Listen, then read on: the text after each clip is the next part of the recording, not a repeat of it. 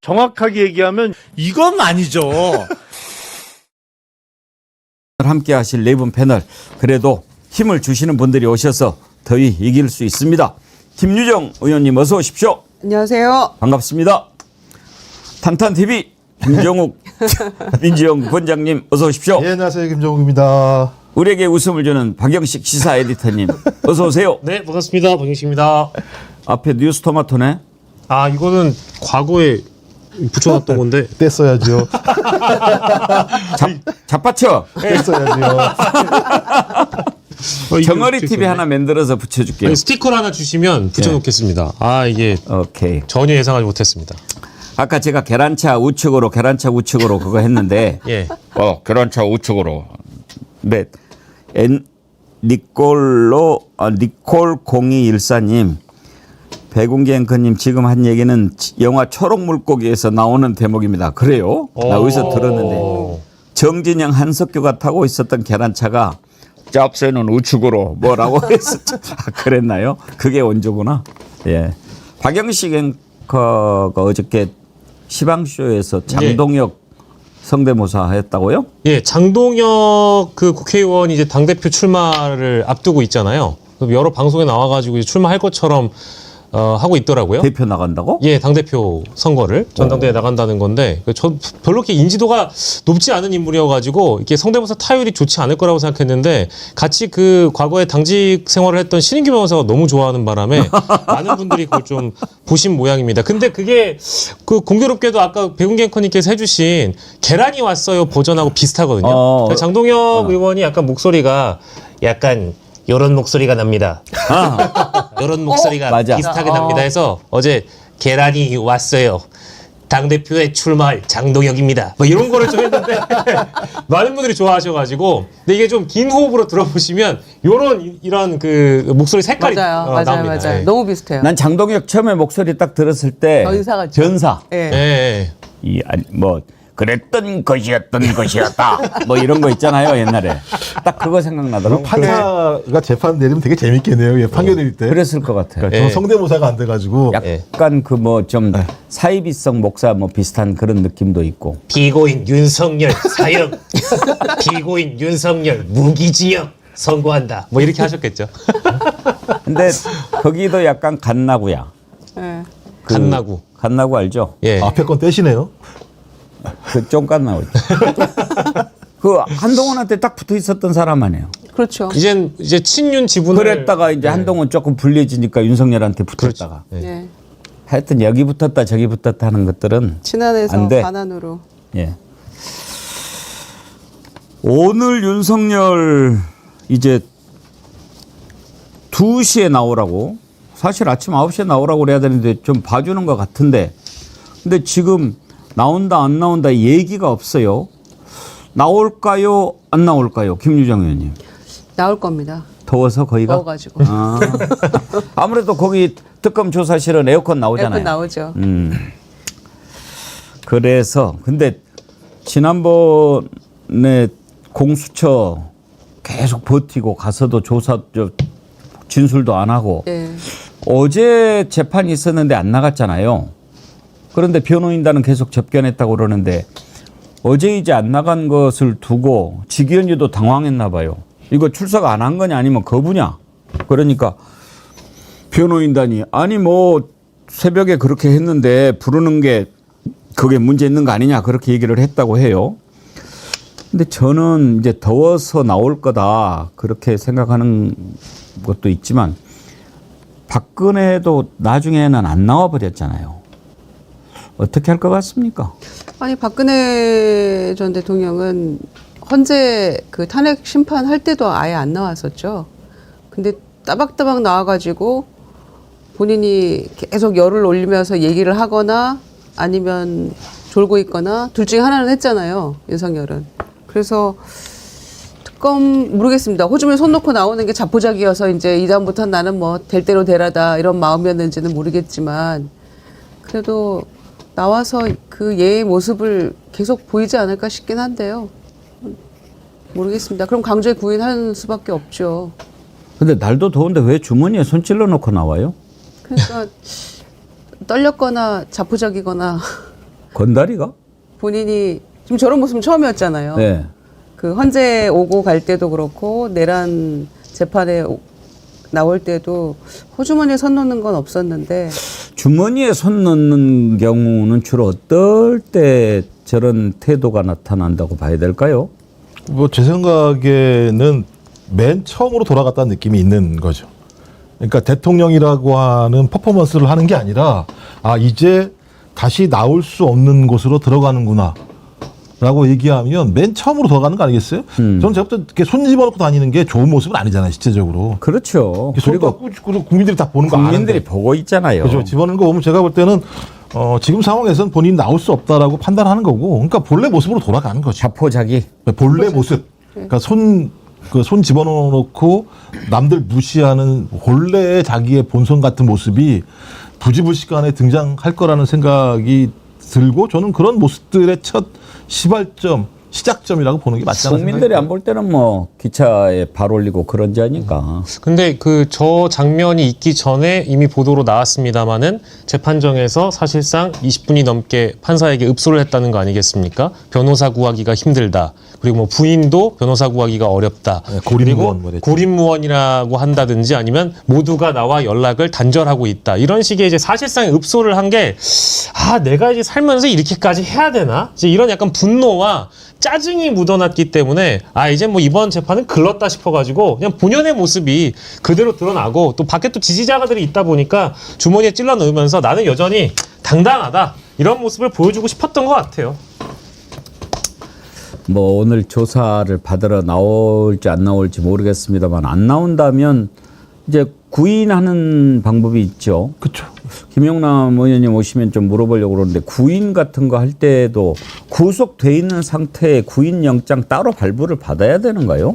아닐걸요 아마? 거기서 예를 들면 그 특검 같은 경우가 얘기해서 인치하는 거니까 그럼 강제적으로 할 수 있는 거라고 생각이 들긴 하는데 이제 본인이 끝까지 버티면 제가 볼 때는 쉽진 않을 거라 생각이 들고 저는 오히려 그 수사 계속 거부할 거라고 봐요. 그리고 왜 꼭 굳이 그 시원한 거는요 접견실에 변호사가 불러도 시원하게 앉을 수 있습니다.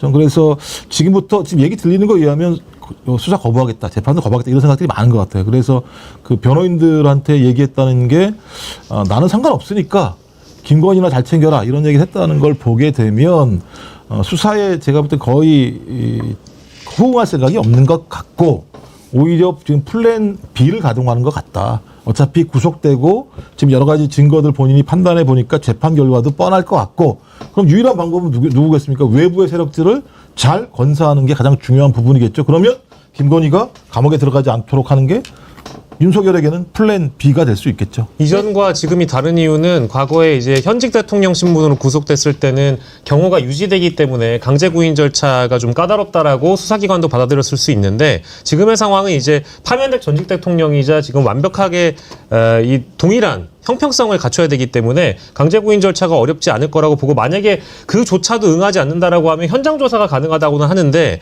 현장 조사를 특검이 굳이 구치소까지 가가지고 조사를 한다라는 것은 국민들의 감정이 일단 허락되지 않는 부분이 있어서 아마도 저는 뭐 좀 이런 표현 죄송합니다만 먹끌듯 끌고 나왔으면 좋겠다는 생각도 좀 듭니다. 그러니까 윤석열이 얼마나 한심한 작자냐면 국민들에게 여태껏 사과 한마디가 없잖아요. 그거는 뭐 그자에게는 기본값인 것 같은데 그날 지금 저 호주머니에 손 놓고 나오는 모습이 영장 실질심사 받고 나오는 길이었잖아요. 그런데 어찌됐거나 그 폭염에 본인의 지지자들이 거기 있었어요. 많은 숫자는 아니었지만. 그러면 본인의 이야기에 일관성이라도 있으려면 기자들한테 비켜봐요. 지금 저 사람들은 안 보이니까 정도의 할 기계를 보였다면 본인 지지자들에게도 한마디는 해야 되는 거 아닙니까? 그조차도 없어요. 그러니까 이것도 아니고 저것도 아니고 도대체 아무 생각이 없는 것 같아요. 무슨 생각으로 사는지. 그러니까 그 일관성도 없는 사람이기 때문에 뭐 아무것도 기댈 건 없죠. 김영남 의원이 변호사시니까 이따가 오시면 몇 가지 좀 궁금한 거 물어보기로 하고 아까 주머니에 손 찔러 놓고 나오는 거 보니까 이거 한번 봐보죠. 김태효 국가안보실 일장 했던 김태효가 이제 오늘 피의자 신분으로 특검에 나오지 않습니까? 김태효 하면은 여러분 뭐부터 생각나세요? 저는요 싸가지가 생각이 나요. 싸가지. 정말 싸가지 없는 자입니다. 혹시 기억하십니까? 그때 기자들이 질문하는데 그 태도 정말 싸가지가 없었어요. 한번 김태효 어떤 태도를 보였는지 한번 보시죠. 동맹국인 미국이 우리에게 어떤 악의를 가지고 했다는 정황은 지금 발견되지 않고 있습니다. 미국 같은 경우에 같은 주제로 물어보시려면 전 떠나겠습니다. 됐습니까? 그럼 하나만 더. 네. 아니 미국 같은 경우에 지금 다른 주제 물어보세요. 네. 갑니다.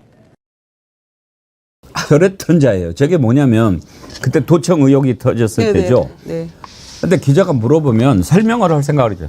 인상 팍 쓰면서 그거 물어보면 다 갑니다. 이게 뭐예요? 그러니까 언론에 대해서 일관되게 싸가지가 없어요. 대통령도 마찬가지였고 윤석열도 대체로 그런 것 같고 권성동 원내대표 시절에는 또 어떻게 했습니까? 막 거의 손목 이 폭행까지 하지 않았습니까? 그러니까 이 정권이 전 정권 이 사람들이 일관성은 있는 것 같아요. 이 언론에 대해서 저렇게 그 폭력적으로 대하는 그런 방식. 본인들이 잘못한 거 아닙니까? 도청에 대비도 못하고 괜히 대통령실 옮긴다고 해가지고 그런 사달이 났으면 사과부터 하고 겸손한 모습을 보여야지. 악의적으로 한 건 아닌 것 같은데 미국이 그거 또 물어볼 거야? 그럼 나 갈 거야. 이런 태도잖아. 이런 오만방자한 태도가 어디 있습니까? 언론을 대할 때는 국민을 대하듯 해야 되는 거 아닙니까? 하여튼지 싸가지가 없는 거예요. 어떻게 그리고 사실 저것만이 아니고 왜 그러면 저런 싸가지가 나오느냐. 일단 기본적으로 인성이 잘못된 놈이고 두 번째는 윤석열이 나한테 어떻게 하고 있는데 그러니까 너네들이 아무리 뭐라고 해도 나는 끄떡없어. 이런 생각으로 그러는 거 아니겠습니까? 예, 그래서 제가 볼 때는 뭐 이제 농담 같은 얘기인데 윤석열 3617한테 한 얘기 아닌가? 갑니다. 나중에 만나겠죠, 거기서. 제가 볼 때는 그런 생각이 드는데 기본적으로요, 이 김태효라는 인간은 한국보다 미국이나 일본을 더 좋아하는 인간이에요. 쭉 얘기를 들어보게 되면 한국을 되게 낮게 보고 미국과 일본은 되게 중요하게 봐서 우리의 안보를 지킬 수 있는 나라가 어떤 나라냐? 미국과 일본밖에 없다. 우리가 무슨 힘이 있냐? 이런 생각을 가지고 있는 것 같고 또 하나 권력에 취했다는 건 윤석열과의 관계도 있습니다만 지금 가장 중점이 되고 있는 게 소위 김건희와 김태효 부인과의 관계가 가장 중요한 문제로 아마 나중에 나오기 시작할 겁니다. 전 그렇다면 그냥 단지 대통령과 참모의 관계가 아닐 정도의 권력들을 향유할 수 있는 네트워크가 있다라고 하는 자신감이 없으면 저 따위로 못해요. 실제로는 안보실장도 아니고 1차 장관밖에 안 되는 상황인데 뭐 김성화도 날렸잖아요. 그때 보면 안보실장도 날리고 그러니까 자기 마음대로 안보실을 움직일 정도의 힘이 있다라고 얘기하는 건 윤석열 대통령과 안보실 차장 간의 관계가 아닌 그 외의 권력 관계들에 대한 자기 확신, 자기 자신감이 없으면 저렇게 말할 수 없는 거죠. 그러면 저는 공식적인 권력 관계 말고 매우 비공식적인 권력 관계에서 상당히 중요한 힘을 가지고 있다라고 하는 것이 저런 발언을 통해서 확인될 수 있기 때문에 저는 김태효 부부 같은 경우도 이후에 또 저희가 경악할 만한 내용들이 나올 만한 하나의 소스 중에 하나라고 생각합니다. 과거에 그 김태효가 김성한 전 국가안보실장을 뛰어넘어서 예. 대통령에게 직보하거나 했던 전례가 있었던 걸 보면 아까 앵커님이 말씀 주신 대로 일단 인성 자체가 글러먹은 인간이고요. 조직 문화에도 어울리지 않는 인간이라고 봐야 될 것 같고 지잘난 맛에 살아왔던 사람 아니겠습니까? 그래서 뭐 이런 대목들이라는 게 사실 윤석열 정권의 공통적인 인사들의 특징이라고 봐야 되겠죠. 그러니까 최혜병 그 순직 사건에 외압 그 박정훈 대령이 그 고생을 하고 있는데 안보실 1차장인 김태효가 윤석열의 가장 최측근이자 실세였잖아요. 그리고 사면까지 시켜서 대통령실에서 데리고 꽁꽁 싸매고 데리고 있었던 사람 아닙니까? 그런데 최혜병 특검 그 최혜병 사건 관련해서도 그렇고 그다음에 계엄 때도 그렇고 너무 조용했어요. 아무도 이 사람에 대해서 지금 그 행방이 묘연했잖아요. 무슨 역할을 분명히 했을 텐데 가만히 있을 사람은 아니었을 거고 의논을 하든지 뭔가 실행 과정에서 역할을 했다고 저희는 추측을 하는데 그런데 이제 본격적으로 특검이 발족하니까 드디어 일이 제대로 돌아간다 그런 생각을 하게 됩니다. 교수하고 있는데 지금 이제 끌려오는 거 아닙니까 피의자로. 오늘 이제 김태효 피의자 신분으로 소환을 했는데 해병 특검이 방금 들어온 속보 윤석열 집 압수수색 들어갔군요. 이제 김건희 관련된 것도 찾고 그러겠죠. 윤석열도 보고. 그리고 임종득 예. 의원실 압수수색을 했네요. 집도 압수수색하고 임종득이 이자도 지금 최혜병 수직 관련해 가지고 조사 받아야죠. 그때 당시에 안보실 2차장이었던가 했죠. 예. 예. 네. 그렇습니다. 그리고 조태용 국정원장도 최혜병 특검에서 지금 압수수색했고요. 그때는 안보실장으로 있었죠. 음. 조태용 국정원장이 국정원장 옮겨가기 전에 안보실장 하다가 갔으니까. 예. 그 지금 싸가지 얘기를 하고 있는데 우리 김영남 의원님 오셨으니까 궁금한 거 2가지 좀 여쭤보려고요.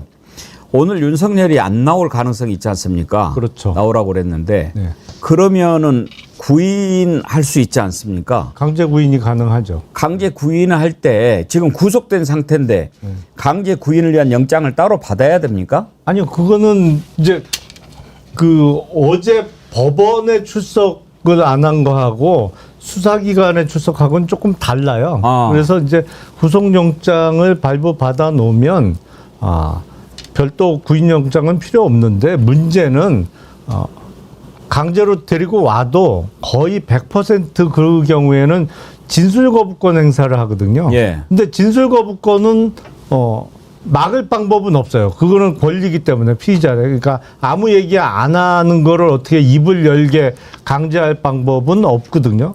그건 옛날처럼 뭐 고문하기 전에는 그건 안 되는 거고, 그 있을 수 없는 일이기 때문에 사실상 구인의 효과가 없죠. 데리고 나와도 입을 안 열 테니까. 입을 안 열 때 꼬집으면 어떻게 돼요? 안 되지. 그러면 이제 고문. 아야.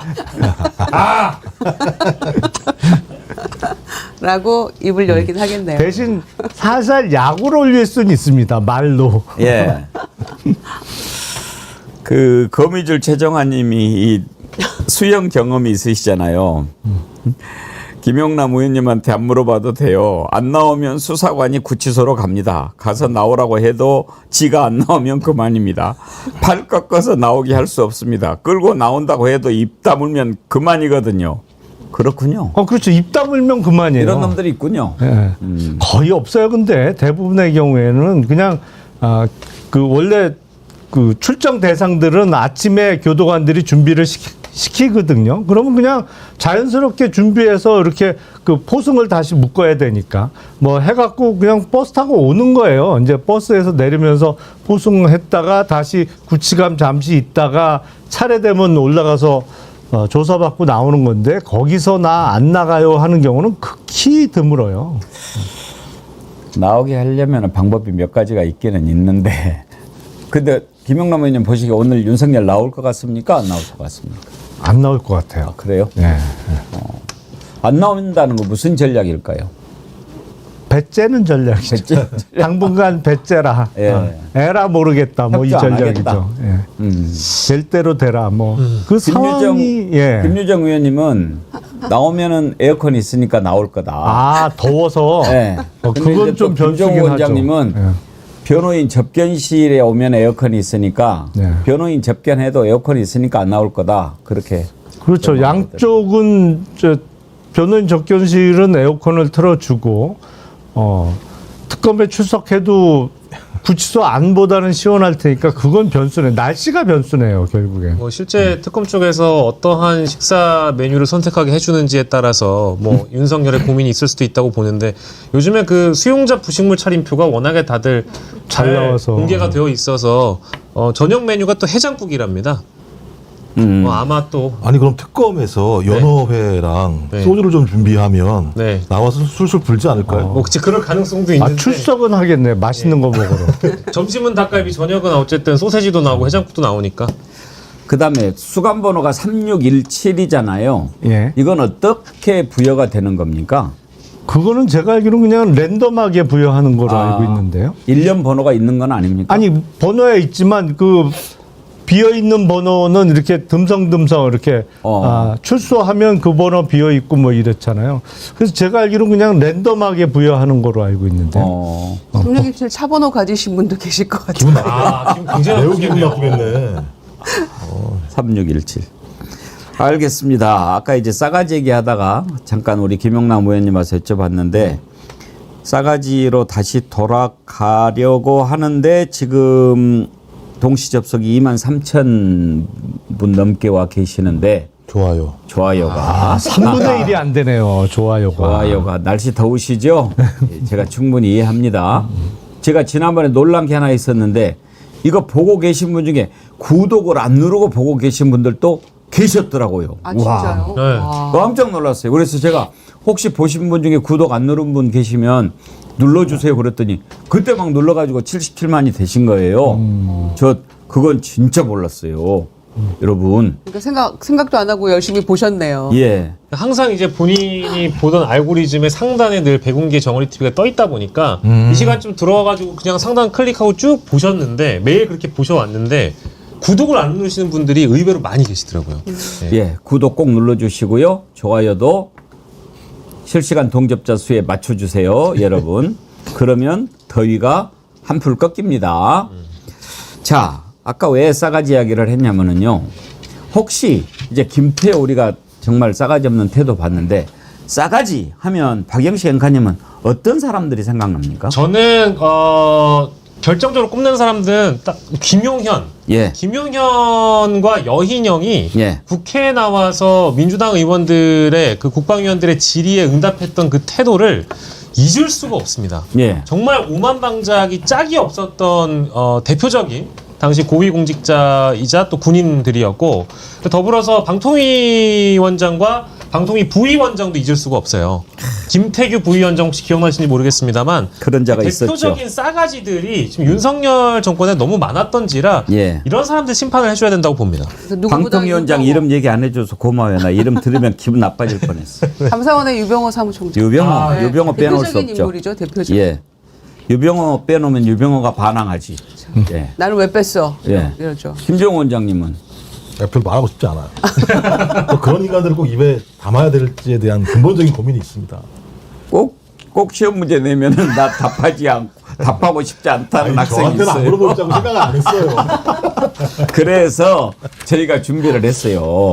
윤석열 정권의 싸가지 없는 놈들 한번 보여드릴 텐데 이런 싸가지들을 보여주냐 이렇게 생각하지 마시고 이런 싸가지들이 이제 다 죗값을 치르게 된다 하는 생각으로 한번 즐겨보시기 바랍니다. 자, 싸가지 모음 보시죠.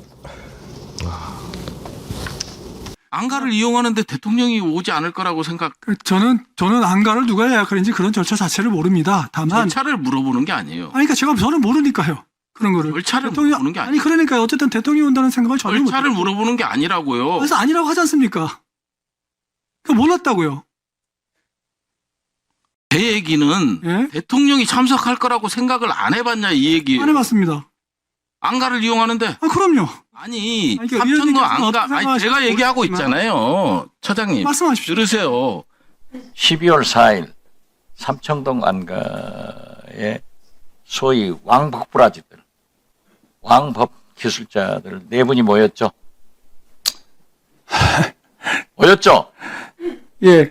그걸 저한테 저녁 먹으러 간 그 건 모임 맞습니다. 후에 네. 오늘 이 자리에서 이야기하십시오.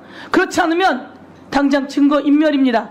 이 중요한 내란죄에서 그것도 윤석열의 안가에 모였던 4사람의 이야기. 저는 범죄를 저지른 적도 없고 그렇습니다. 그 핸드폰은 갖고 계시죠?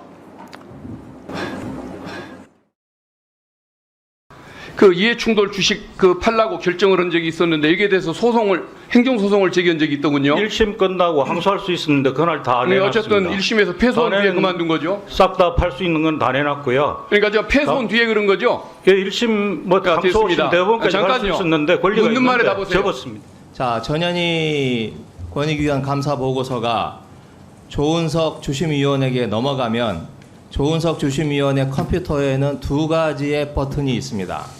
하나는 열람, 또 하나는 반려. 맞죠? 아니요, 그거는 아니고요. 결제 승인권자는 저고 단순 아니요, 그렇게 말씀하지 마시고 조은석 컴퓨터에 열람과 반려 2가지 버튼이 있죠? 제가 이런 버튼까지는 안 봤습니다만 열람 체크하는 확인했습니다. 것만 있는 걸로 알고 있고요. 네. 그분이 당군일에 제일 많이 열람했습니다. 당군일에 제일 많이 열람했는지 모르겠지만 전현희 건과 관련해서 열람을 했습니까? 그거는 뭐 수차 열람했고요. 의원에 의결되지 않은 것도 직원들을 강요하고 열람이라- 제가 28년 감사 27년 있었는데 그렇게 열람 자주 하시는 건 처음 봤습니다. 열람은 자주 감사원장부터 했지만 그건 업무에 충실하다는 위원 거지. 그게 전원까지- 문제가 있다는 건 아니지 않습니까? 예? 그리고 그 전현희 건에 대해서 열람했습니까? 안 했습니까? 아니 주시면 엄청 당군인이 제일 많이 열람했습니다. 저라면 잘랐을 것 같아요. 이렇게 무능한 경우는. 근데 승진했어요. 장관. 대통령이 아니시니까요. 아니 그 당연하죠. 네, 그러니까 대통령이 안 되시는 겁니다. 대통령은 그 후보자. 네. 갑자기 후보자. 네. 그 당황한다고 그런 식으로 답하지 마세요. 전혀 당황 안 합니다. 김영현 장관이나 여인형 사령관의 이 흐리멍텅한 대처가 저는 국민들의 의혹을 합리화시켰다고 보고 있습니다. 장관은 계엄은 가능하지도 않고 본인의 의지도 없다 이렇게 얘기했죠? 지금도 마찬가지죠? 답변하세요. 네, 흐리멍텅한 사람한테는 흐리멍텅한 사람만 보이는 겁니다. 제도상 불가능하다고 보기 때문에 네. 그렇게 생각하는 거죠? 아, 흐리멍텅한 사람은 흐리멍텅한 사람만 보이는 것이죠. 뭐 듣고 안 듣고는 장관님 생각이고요. 군복 입었다고 할 얘기 못하고 가만히 있는 건 더 병신이라고 생각합니다. 여인형 방첩사령관 하는 거 보면은 전두환 차지철 같아서 아주 좋습니다. 감사합니다. 기세가 넘쳐가죠. 예, 고맙습니다. 그래서 어떻게 차지철 발가락도 못 따라간다고 얘기합니까? 아니, 저를 자꾸 차지철에 비유하시니까 말씀드린 겁니다. 웃지 마세요. 네? 웃지 마시라고. 아니, 그렇지 않습니까? 차지철에 저를 자꾸 비교하시니까 제가 그런다고, 그런 말씀- 그런다고 그래 발가락도 못 따라간다고 그렇게 표현을 해요. 아, 비교를 하지 마세요, 아예. 자, 여러분 보셨죠? 이완규 법제처장, 김용현 국방부 장관, 유병호 당시 감사원 사무총장, 저런 자들이 이제 윤석열 믿고 까불었던 거죠. 근데 저런 태도를 제가 그전에도 이렇게 몇몇을 한 걸 봤으면 아, 저런 놈이 또 있네 그럴 텐데 윤석열 때 저런 자들이 너무 많았어요. 너무 많아요. 한결같이 많아요. 어떻게 골라도 이렇게 딱딱 잘 골랐는지 본인의 이 구미에 맞게. 자, 다시 보니까 더 천불이 나네요.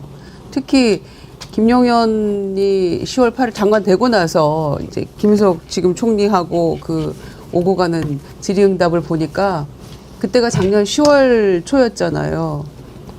너넨 다 죽었어. 우리가 다 너네 쓸어버릴 준비하고 있어. 그런 태도로 지금 답변을 했구나. 국회 와서. 그런 생각이 다시금 드니까 더 억장이 무너지는데. 오늘 하루님이 이런 글을 주셨어요. 저 당시에는 시체가 말을 한다고 생각했겠지? 어차피 죽을 것들 이러면서. 영양 빼구리 준비하고 있는데 뭐 니네들이 이런 거졌잖아 지금. 그러니까 10월 8일이 왜 중요하냐면 10월 1일 날 국군의 날 끝나고 나서 그 사령관 3명 불러다 놓고 술이 취해서 처음 한 얘기는 비상조치를 할 거야 라는 얘기를 했으니까 이미 결행 계획이 다 쓴 거죠. 그러니 10월 8일 날 앉아있는데 말씀하신 것처럼 저거 내가 조금만 있으면 데리고 와가지고 고문하고 죽일 건데 라고 생각을 하니까 가짜다라는 듯이 저렇게 얘기했다라고 하는 건 이미 그러니까 12월 3일 내란의 문제가 아니라 내란은 그 이전부터 다 준비가 돼 있었던 것이고 저 국무회의라 그러니까 저 국회라는 장 자체를 갖다가 전혀 무시해버리는 발상. 그러니 이재명 대통령이 국무회의에서 당신들은 임명직이야. 선출직에 대해서 존중해야 되라는 얘기를 할 수밖에 없었던 사태들을 만들어냈던 좀 윤석열 정권의 풍광이라는 생각이 들어요. 저기 보면. H 리님 세워놓고 한 대씩 때려주고 싶네. 이은주님 앵커님 이 더위에 혈압 터지라고 한 방에 다 몰아넣어서 세트로 보여주시는 겁니까? 미워 그래. 아니 이것들 다 한 번에 다 정리가 된다는 거 생각하시면 더위가 안풀 가시지 않겠냐 이런 말씀이었어요. 좀 시원하지 않습니까? 예, 이제 저 그 과거에 이제 죄송한데 꼬라지를 보고 나니까 이제 저 인간들이 저 생물들이 받을 법적인 처단이라는 것을 기대하게끔 만드는 그런 장면이고 저는 김용현이 신임 국무위원으로서 이제 국회에 와서 인사를 돌 때가 기억이 나는데 심지어 국회의장이 야당 쪽에게도 인사하라고 하니까 그냥 무시하고 나가버려요. 그런 장면에서도 굉장히 분노했지만 그 아래에 있었던 여인영 같은 경우에도 부승찬 의원이 질의하거나 했을 때 왜 질문하는데 고함을 치느냐 대답할 가치를 못 느낀다. 이게 그때 당시의 상황이었거든요. 그러니까 이게 아까 두 분 다 말씀 주신 대로 이 고압적 태도와 야당 의원들의 무시를 하는 그 배경에는 우리가 곧 계엄을 통해 이 작자들을 다 쓸어버릴 텐데 이런 벌레만도 못한 것들이 우리한테 감히 기어든다, 대든다라는 그런 심리를 갖고 있지 않았겠습니까? 이제 저 싸가지들의 종말이 다가오고 있는 거 아니겠습니까? 저런 것들 좀 집어넣으면은 싸가지가 좀 한풀 꺾입니까? 그 사람마다 조금 다르기는 합니다만 그 좀 쉽게 교정 교화가 되는 스타일들이 있고 교정 교화가 아주 정말 장기간의 수감이 필요한 경우들이 있는데 제가 보기엔 지금 봤던 사람들 중에 일부는 쉽게 될 거예요. 왜냐면 아차 싶을 거고 지금 그런 사람이 있는데 대표적으로 그 재구속된 윤석열 전 대통령의 경우가 제가 보기엔 교정교화가 제일 까다로운 그 케이스입니다. 예, 잘 안 될 거예요. 그 법무부에서 TV 편성을 매주 바꾸는 걸로 알고 있는데요. 저도 뭐 이제 수용자들 식단뿐만 아니라 어떤 TV를 보는지 관심이 있어가지고 지상파만 틀어주잖아요. 거기 프로그램 이름 보니까 종교 방송도 많이 넣어주더라고요.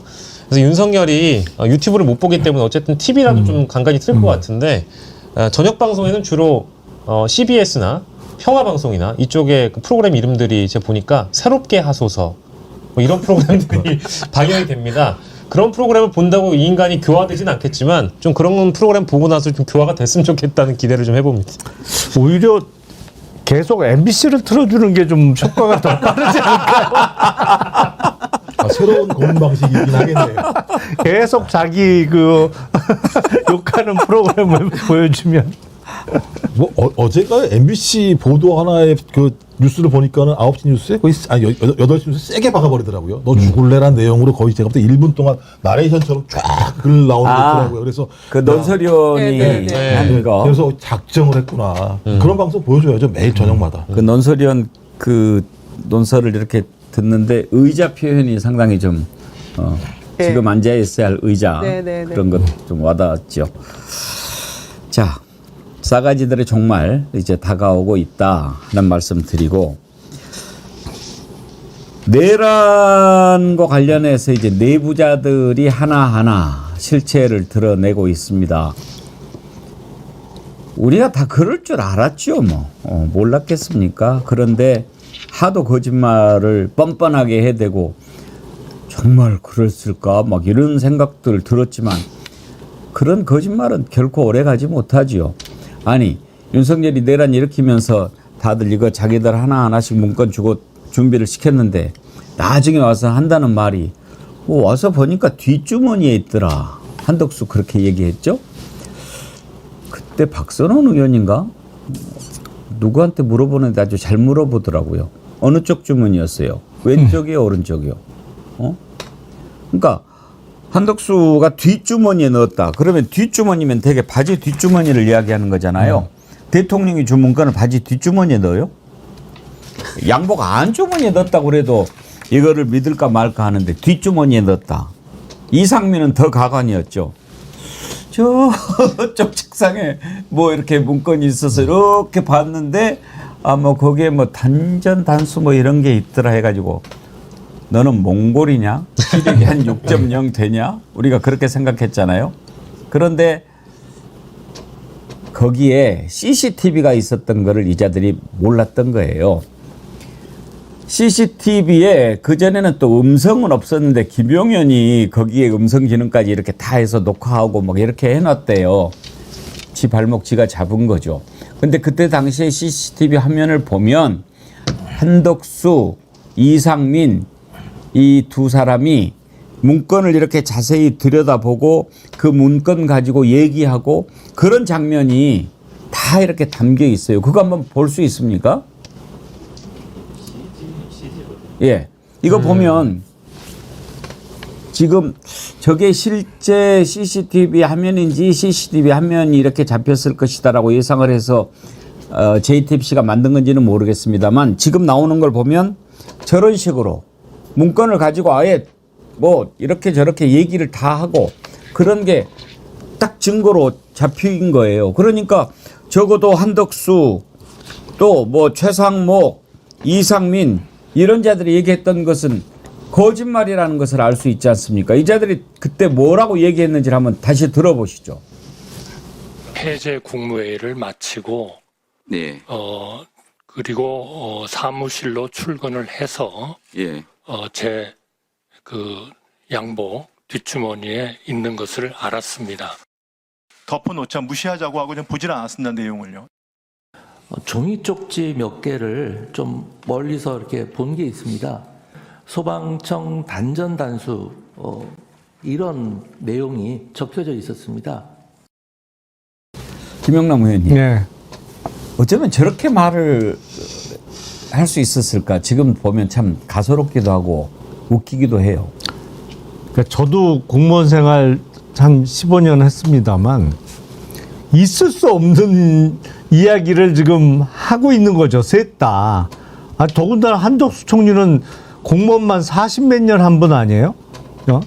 이상민 전 장관도 판사 생활했고 최상목도 역시 마찬가지고 직업 공무원 출신이 대통령이 뭐라고 줬는데 그거를 보지도 않고 이렇게 접어갖고 바지 뒷주머니 뭐 어디에다 넣어놨다가 그냥 아랫사람 준다? 자기는 내용도 모르고 큰 어디 저 면사무소에서도 그런 일은 일어나지 않아요. 큰일 나죠. 말이 되나요? 그러니까 억지로 말을 만들어서 하다 보니까 이제는 다 하나둘씩 진실이 증거에 의해서 저 얘기할 때 아무도 믿지도 않았지만 이제는 빼도 박도 못할 증거에 의해서 거짓말이었던 게 입증이 되는 거고 그 내란의 공범의 범위가 이제 넓어질 수밖에 없어요. 지금까지는 군 사령관들만 구속이 돼 있는 상태입니다만 국무위원 쪽에 없을 수가 없죠. 이제는 후속자 많이 나올 겁니다.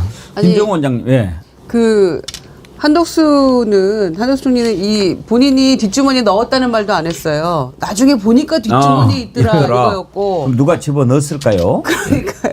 최상목은 나는 안 보고 접어서 그냥 보좌관 줬다 이렇게 얘기를 한 건데 나중에 CCTV에 이상민, 한덕수 두 사람이 다 페이퍼 들고 얘기하는 거 다 나왔고 그게 계엄 선포문이다라는 것이고 그다음에 그 테이블에 있던 거 다 걷어갖고 나왔다는 거 아니에요, 한덕수. 그리고 접견실에 있는 것까지 싸그리 걷어갖고 나와가지고 그중에 하나를 강윤구 부속실장이 가지고 나중에 사후적으로 선포문 그거 조작해서 만들 때 그걸 또 활용했다는 거잖아요. 그 내용 보고.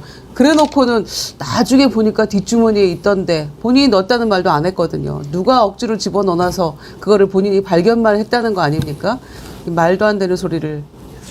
저 문건 내용이 궁금한데 김정은 원장님 생각하시기에 어떤 내용일까요? 다 지시죠. 내란과 관련된 지시 내용들이 다 부처별로 들어가 있는 거죠. 그러니까 제가 볼 때는 그날 다 모든 부처에 있는 사람들에게 갔을 거예요. 그리고 모든 부처는 아니겠습니다만 자기에게 필요한 사람들만 국무회의에 불렀다는 거잖아요. 근데 그런 부른 사람들에게 명확한 지시가 있을 거라는 생각이 들고 그 지시의 핵심적인 내용들은 저는 두 가지인 것 같아요. 하나는 계엄사를 어떻게 구성할 것인가의 문제랑 그다음에 비상입법기구를 어떻게 만들 것인가의 문제가 가장 핵심적인 사안일 거다.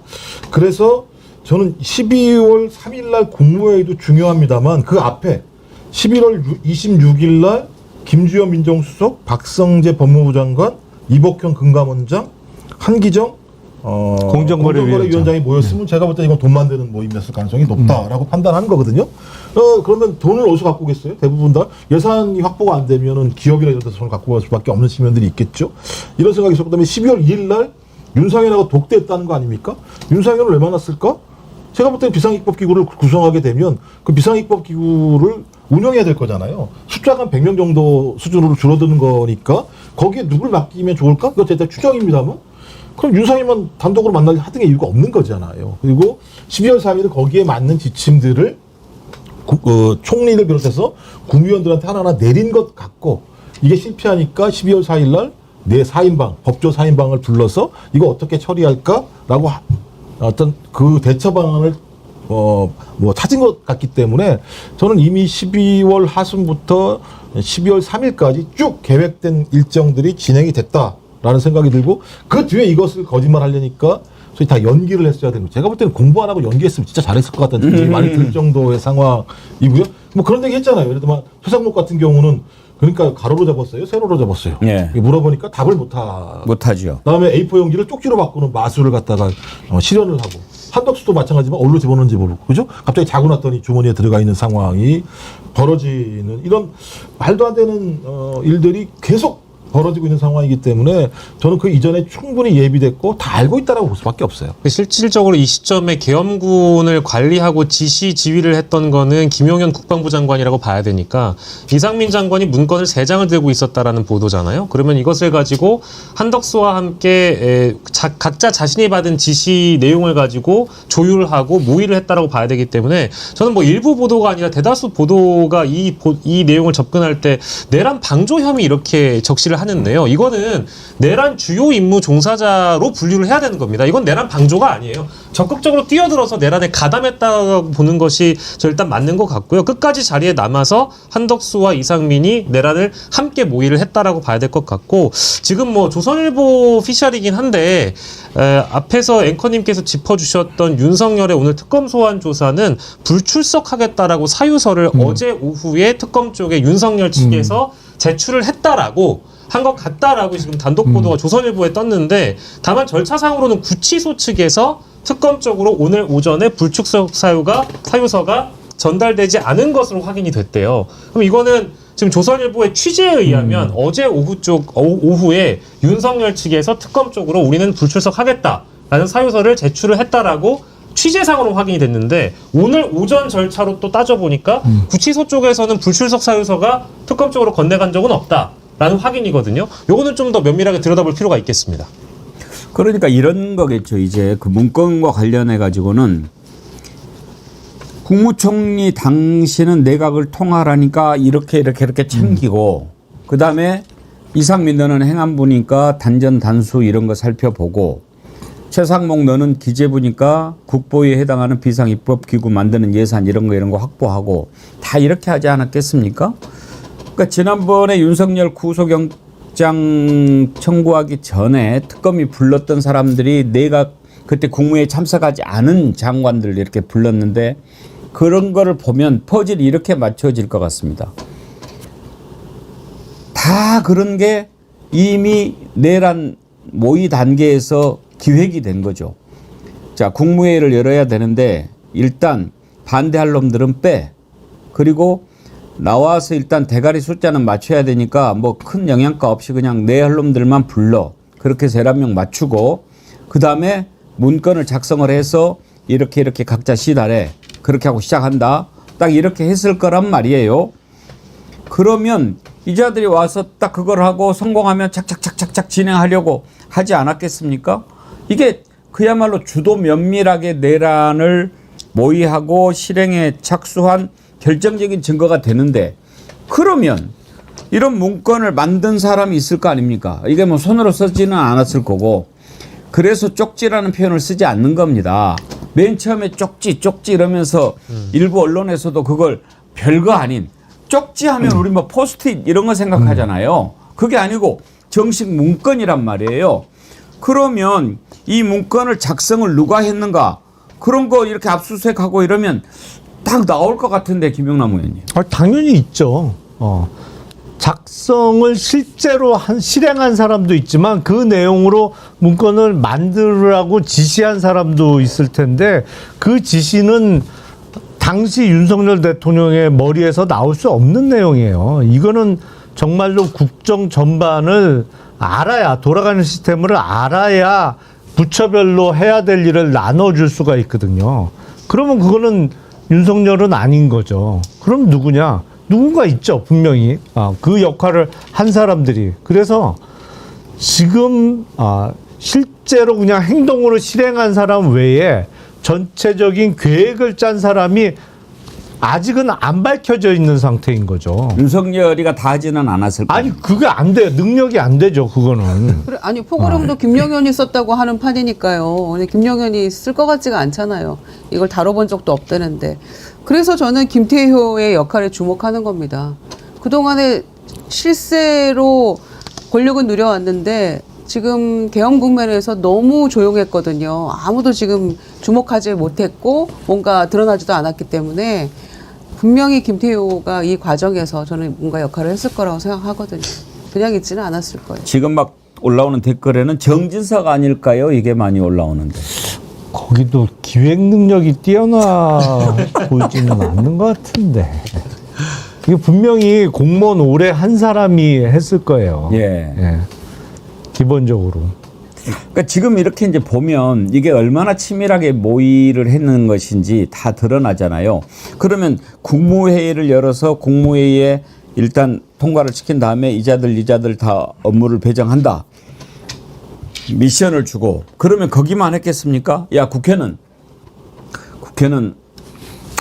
일단은 뭐 그 해제 결의를 못하게 하는 것이 제일 중요하니까 최대한 경찰을 동원해서 막으면 될 것 같고, 그 다음에 우리는 추경호, 나경원 뭐 이런 사람들 연락해서 혼선을 빚게 해가지고 참석을 못하게 하고 뭐 이렇게 안 해야 되겠습니까?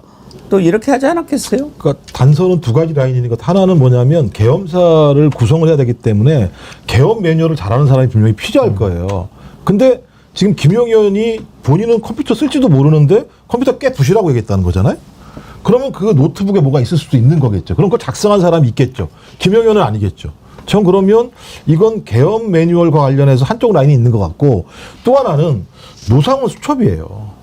노상원이 수첩을 작성했다고 하는데 최근 나오는 본인이 작성한 내용과 노트에 작성한 방식을 보면 이건 본인이 작성한 겁니다만 노트는 많은 사람들의 얘기를 정리한 것 같다고 얘기를 하고 있거든요. 그러면 노상원이 누구랑 이걸 협의했을까? 노상원 본인이 한 게 아니고, 본인이 막 갈겨 쓰진 않잖아요. 그럼 회의한 사람도 있을 거라는 생각이 드는데, 그 회의를 했던 라인이 어떤 라인일까? 하나는 군 라인이긴 합니다만 본인이 군대에 있는 사람들한테 얘기를 들어서 휴가기진 않았을 거란 말이에요. 그래서 지금 얘기가 나오는 게 뭐냐면 김건희 쪽 라인이 결합된 거 아니냐라는 얘기가 나오는 측면들이 있는 거죠. 그래서 말씀하신 김태효까지 얘기한다면 아까도 얘기했지만 김태효 부부도 김건희 씨랑 관계가 있다. 그러면 소위 우리가 알 수 없는 또 다른 가상의 라인이 소위 계엄 매뉴얼과 다르게 지금 같은 내란 사태에 대한 기획을 했을 가능성이 매우 높다. 그럼 당연히 거기에는 용산에 누군가 하나가 있겠죠. 이걸 계속 연결을 네트워크를 해야 되니까. 그러면 3축이겠죠. 계엄 매뉴얼 라인 하나, 용산의 실무적인 라인 하나, 그다음에 김건희 노상원이라고 하는 이 라인 하나. 그럼 이 고리에 누군가 있을 것인가? 이걸 아직까지 저희가 지금 특정을 못하는 것 같은데, 이걸 특정해내서 진술을 받은다면 제가 볼 때 진짜 희대의 사건이라고 하는 전체적인 그림의 얼개가 만들어질 수도 있겠죠. 아직은 모르겠습니다만. 조은석 특검이 현재는 우리가 그냥 예상하는 대로 착착착착 이렇게 하지만 이 부분 다 그림이 그려져 있겠죠. 그럼요. 사실은 이게 수사를 하다 보면 전체적인 그림이 안 그려지면 수사가 잘 되고 있지 않는 거예요. 그러니까 우리가 그림을 그려보면 누군가 기획자가 분명히 있다. 그리고 실무자가 도와준 사람이 당연히 있을 수밖에 없고, 그리고 이제 실행 단계에서 계엄군이나 이런 사람들이 동원이 된 것이죠. 근데 지금 이 맨 끝단만 지금 나와 있단 말이에요. 그러니까 이게 방첩사가 됐던 뭐 특전사가 됐던 맨 끝단의 실행 단계만 지금 나와 있고, 그 처음부터 중간까지는 다 빈 공간이잖아요. 이걸 채워가는 게 수사인데 조은석 특검이 이걸 모를 리가 없고 나름대로 찾아가면서 그림을 그려가고 있을 겁니다. 그러면서 압수수색이나 뭐 사람 불러서 조사를 했을 때 본인이 미리 그렸던 그림하고 다른 증거들이 계속 나온다. 그러면 그 얘기는 그림이 틀렸다는 얘기예요. 그러면 그 나오는 증거에 따라서 다시 수정을 해 가거든요. 그래서 결국에 수사라는 것은 처음에 그렸던 그림을 맞는지 틀리는지 확인해 가면서 최종적으로는, 그래서 이게 막힘이 없어야 돼요. 쭉 연결이 돼야 돼요. 중간에 이건 물인데 이거는 물리적으로 불가능한데 그러면 이게 수사가 완결된 게 아니에요. 그런데 그걸 처음부터 끝까지 완성을 시킬 겁니다, 이제. 박영식 에디터님이 그림 잘 그리시니까 그림을 어떻게 그렸을 것 같습니까? 저는 이제 최근에 내란 수사팀 쪽에서 그 JTBC 탐사보도팀을 접촉한 걸로 알고 있어요. 근데 그 JTBC 탐사보도팀이 단독 보도를 했던 게 이제 안가회동의 4인방 멤버, 요거를 이제 초기 보도했던 기자가 있거든요. 그때 이완규는 심지어 이제 관용 차량을 타지 않고 치밀하게 택시까지 타고 그때 안가회동을 참석을 했었다. 이제 이 보도를 한 기자인데 특검팀에서 그 영상을 달라고 했다라고 합니다. 그 안가회동 당시에 뻗치기를 그 탐사보도팀이 했었는데 4인방 말고도 추가적인 차량들이 들어가는 장면을 영상으로 찍었는데 그 영상이 어둡고 또 경찰 쪽에서 그 당시에 이 차량 번호를 좀 확인을 해달라고 부탁을 했는데 그때 당시에 안 해줬답니다. 내란 수사팀에 전화가 와서 그 영상을 좀 공유해 줄 수 있겠냐라는 부탁을 한 걸 보면 내란 특검팀은 현재 이 안가회동에 저희가 알고 있는 법률비서관을 포함해서 5인의 멤버가 들어갔잖아요. 그거 말고도 플러스 알파에 한 서너 명이 더 참석했을 가능성을 염두에 두고 실제 내란의 설계자 그리고 내란 이후에 수습하는 방향 이런 것들을 누가 기획했는지를 아마 정점을 찍고 아마 그 수사를 하고 있지 않을까 생각이 듭니다. 그러니까 이게 지금 저희가 말 한마디 한마디가 되게 중요한데 김영현이 내란에 실패하고 난 다음에 2-3시쯤에 노상원한테 그러지 않습니까? 이제 어떻게 하냐 상원아. 그걸 왜 물어보라고 노상원한테 상식적으로요. 그러니까 저희 윤석열, 김용현이 만든 그 개통 라인 아니에요? 근데 갑자기 2-3시쯤 전화해서 실패하고 나니까 상원아 이제 어떻게 하냐? 라고 얘기하면 이 모든 계획은 노상원으로부터 나올 수 있을 거라고 추정할 수밖에 없는 대목들이 있잖아요. 노상원도 혼자 했겠습니까? 그렇죠. 근데 노상원이 작년 9월부터 11월까지 김용현 관저에 거의 수십 차례 드나들었다는 얘기가 있잖아요. 그럼 이 얘기는 김용현과 노상원이 계획을 했겠죠. 근데 제가 계속 얘기하는 건데 그 시점에 김건희가 김용현 관저에 갔다는 거예요. 그럼 왜 갔을까? 그럼 김건희가 거기 관저에 갔을 때 혼자만 갔을까? 다른 사람이 같이 갈 수도 있잖아. 차장이라고 하는 게. 전 그렇다면 김용현 관저에서 노상훈과 김건희 또는 플러스 알파가 여기에 대한 기획을 하지 않았을까? 그리고 그 기획에 대해 나온 내용들 노상훈이 막 내보다 적지 않았을까? 저렇게 생각을 하는 거죠. 그렇다면 단서의 핵심은 지금 우리가 지금까지 수사한 내용들은 윤석열과 김용현 라인이었는데 이제는 제가 볼 땐 김건희와 노상원 라인 플러스 알파가 어떻게 작동했는지가 또 다른 열쇠고리가 될 가능성이 되게 높다. 그러면 하나하나 확증하면 되는 거죠. 관계 사실인가 진짜? 김건희가? 너 거기 왜 갔어? 굳이? 김용현 부인 보러 갔어? 거기데 노상원은 왜 갔지? 시간대가 맞는다면. 그렇다면 일단 노상원과 시간대가 맞는다면 서로 얼굴은 본 건 사실인 거잖아요. 그럼 왜 얼굴 봤어? 뭐 한 거야? 수사는 그런 방식으로 좁혀 들어가서 노상원이 어떤 사람을 또 만나는지 이렇게 상황 파악을 한다면 저는 조금 더 많은 실체들이 밝혀질 가능성이 있다. 그러니까 지금 남아있는 수사는 노상원 수사가 되게 중요한 수사가 될 수 있다. 이렇게 생각이 드는 거죠. 예. 그러니까 저는 조은석 특검이 우리들이 지금 이제 사실 깊이에는 잘 모르지 않습니까? 그런데 오랫동안 수사를 해온 경험이 있고 또 윤석열에 대해서도 알고 그런 점에서 이렇게 접근하다 보면 분명히 조만간 이렇게? 이런 게 나올 것 같은 그런 예감이 들어요. 그러니까 지금은 우리가 뭐 노상원, 김용현, 뭐 윤석열, 한덕수 뭐 이런 사람들이지만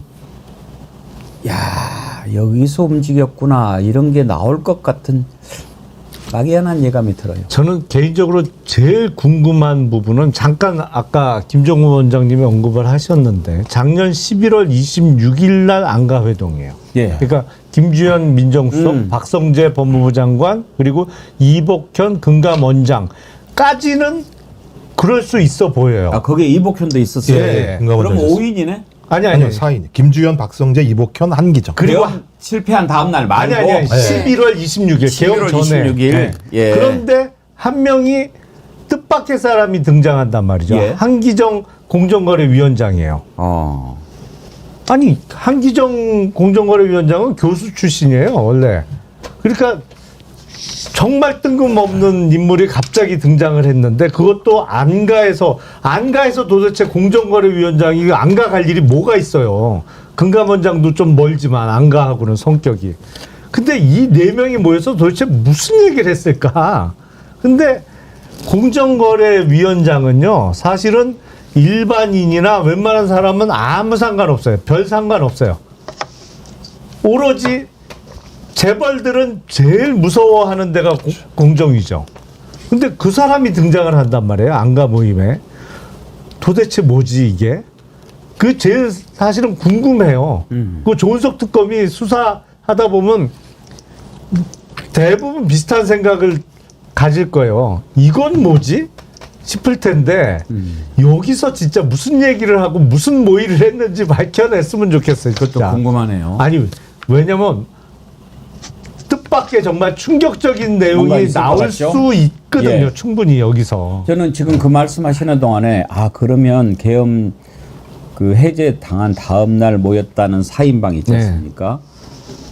이상민, 박성재, 김주현, 그다음에 이완. 예. 이 자들이 사전에 모의를 했던 자들인데 이게 해제되니까 야 다시 모여 어떻게 하지? 이렇게 했던 자들일까? 라는 생각이 얼핏 들었는데 그러기에는 이 자들은 법률적인 문제에만 그렇죠. 사실 좀 되는 딱 거니까. 법률가 4사람만 모인 거죠. 그날은. 법적으로 어떻게 풀어야 되느냐 이런 것 같고 맨 처음에 이거를 김영일님 64 38기 김용현 동기 조현천 전 기무사령관이 관여했을 가능성은요. 조현천이는 문건 작성했다가 미국에서 나중에 돌아와가지고 또 묘연해졌는데. 예, 조용히 끝났죠. 예. 이자가 와서 뭐 코치를 하고 그랬을 가능성도 있겠지요. 아이디어를 얻었겠죠. 그러니까 이건 계엄 매뉴얼 쪽으로 이쪽일 것 같긴 한데 전체적인 구도를 잡기는 그 사람이 할 수는 없을 것 같고 그러니까 이제 그 외에 플러스 알파가 뭐가 있을 것 같은데 핵심적으로는 말씀하셨던 것처럼 이게 돈을 쥐어 짜는 거라고 하면 비상입법기구를 통해서 돈을 확보하는 문제고 그다음에 최상무 같은 경우도 12월 3일 날 그 문서 자기는 안 봤다고 하는 그 문서에 비상입법기구가 있었는데 F4를 만나가지고 얘기를 했다라고 하는 걸 쭉 보게 되면 저는 이 문제 같은 경우는 일정하게 소위 통치자금이라고 하는 것으로 저희가 추정해 볼 수 있지 않을까라는 생각이 들긴 하죠. 예. 아직까지는 다 추정입니다만. 오케이. 그러면 네 분은 다음 주까지 어떻게 해서 모의를 했을 것인가 그림을 그려와요? 그림을 그려가지고 리포트로 제출해 주시기 바랍니다. 제가 숙제 안 한 지가 얼마나 됐는데 숙제를 또 시키시고. 그러면은 복숭아 안 줍니다. 근데 복숭아 언제 먹어요? 지금 먹으려고요. 저기 12시가 됐고 이제 2부에서는 이제는 김건희다. 김건희 좀 다뤄보고 드디어 국민의힘 지지율이 20% 아래로 떨어졌네요. 이런 내용도 있고 다음 주는 인사청문회 아주 슈퍼이크죠. 이런 내용 살펴보도록 하겠습니다. 지금 우리 패널분들 앞에 원래 이따 하나씩만 드렸는데 우리 다니엘 PD님이 금요일 패널들은 편애를 해가지고 2개씩 줬는데 뭐 아까우세요? 좋아요. 그 참 드시고 저희 길게 하니까 배고파서 그 2개 주는 거 아니에요? 이 선풍기도 드립니다. 감사합니다. 네, 제가 또 망언을 했네요. 김종호 원장님은 선풍기 뺏어. 이 입이 문제야 항상. 이 선풍기 저는 사실 여기 이제 소개하고 그럴 때는 배터리가 없는 거여서 어떻게 하는지 몰랐는데 아까 김유정 의원님 보고 알려줬어요. 이게 또 단계가 있구만. 미풍, 양풍, 강풍. 네. 1단, 2단, 3단. 1단, 2단, 3단 제가 눌러봤는데요. 시원합니다. 시원해요. 그리고 소음이 적어요. 다른 거에 비해서. 안 돼요? 충전이 안 돼 있나 봐요. 제 시원해. 거는. 안 들어가. 왜 이게 차별 대우를 하세요? 충전을 해 주셨어야지. 요거랑 시원해. 그러면 늦게 오신 거라고 똑같겠어요. 예. 자, 여러분 이번 주에 대극천 복숭아 함께 향긋하게 보낼 수 있었던 한 주였는데요. 오늘까지만 방송에서 소개해드리도록 하겠습니다. 근데 정말 맛이 있다고 아주 반응들이 많이 올라오는데 광고 나가는 동안 김유정 의원님 하나 드셔보세요. 근데 정말 쫀득쫀득하고 이건 이제 며칠간 후숙이 돼가지고 오늘은 말랑말랑해졌네. 근데 다음 주까지는 구매는 가능하실 겁니다. 이게 2주 나오는 건데. 근데 소개는 오늘까지만 해드리겠습니다. 요즘 날씨가 더운데 복숭아가 수분 함유량이 높으니까 요즘같이 땀을 흘리실 때 아주 좋고요. 저 올해 첫 복숭아 먹는 건데요. 진짜 맛있어요. 맛있죠? 예. 정말 좋아요. 제가 지금 설명해야 되니까 저는 이따가 먹기로 하고 이 지금 오늘까지만 이제 소개를 해드리겠는데 5만 원 이상 구매하시는 분들한테는 이 선풍기 같이 보내드리니까 이럴 때 맛있는 복숭아 드시고 시원한 선풍기 받아가시기 바랍니다. 아이고 광고에 그게 나가는데 그 표현이 재밌네. 아는 맛인데 처음 먹는 맛. 근데 기본적으로 우리가 먹던 복숭아하고는 조금 차이가 있긴 합니다. 이거 특히 저도 이거 집에서 한 하루 이틀 정도, 처음에 왔을 때는 딱복인데요. 하루 이틀 정도 이제 후숙을 상온에서 해두면 이 딱딱한 복숭아가 정말 말랑 쫄깃 버전으로 바뀌거든요. 물복은 아닌데 쫄깃한 그 식감이 있는 상품이어가지고 우리가 원래 알고 있던 복숭아하고는 다릅니다. 이 정도 사이즈면 천도 복숭아잖아요. 그렇죠. 근데 그렇지 않고 좀 쫀득쫀득한 맛이에요. 정말 맛있어요. 네.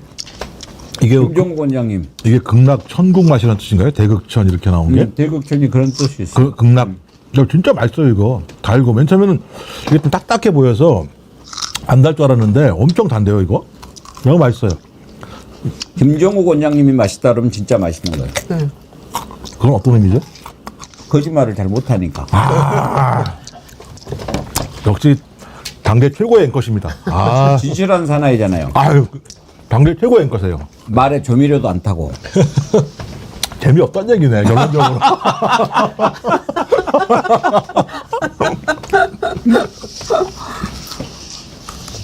조금 남았으니까 다 먹고 합시다. 근데 정말 그 정어리 몰이 좋은 상품들 많이 준비하는데 대극천 복숭아도 아주 잘 골랐어요. 반응도 좋아. 하나 남은 건 가져가도 되죠? 아 그럼요. 오늘 그 복숭아하고 맛있다. 선풍기. 감사합니다. 선풍기도 우리 패널 분들 하나씩 드리려고 해요. 아우 감사합니다. 저 가져가도 되는 거예요, 선풍기? 어찌어찌 하다가 금요일 날 가져가세요. 금요일 날 어찌어찌 하다 먹방이 됐어. 그러니까요. 요 손선풍기에 백운기의 정어리 TV 100만 함께하면 됩니다. 이게 적혀 있거든요. 네. 근데 아주 한 손에 쏙 들어오고 컴팩트하고 좋네요. 예. 예, 제가 가지고 다니는 것보다 더 조그매서 세울 수도 있어요. 네. 네. 이렇게 들고 다닐 수도 있고 테이블에 놔둘 수도 있고 그 옆에 1, 2, 이렇게 3단도 충전하면 되고 됩니다. 요걸로. 예. 책상에 올려놔도 될 것 같아요. 예. 야, 이 선풍기 들고 복숭아 먹으면 천국이 따로 없겠는데. 오. 재밌죠?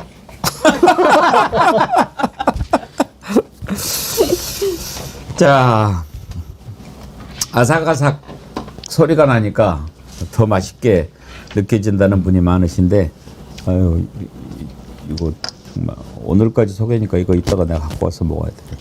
예. 자, 2부 시작하겠습니다.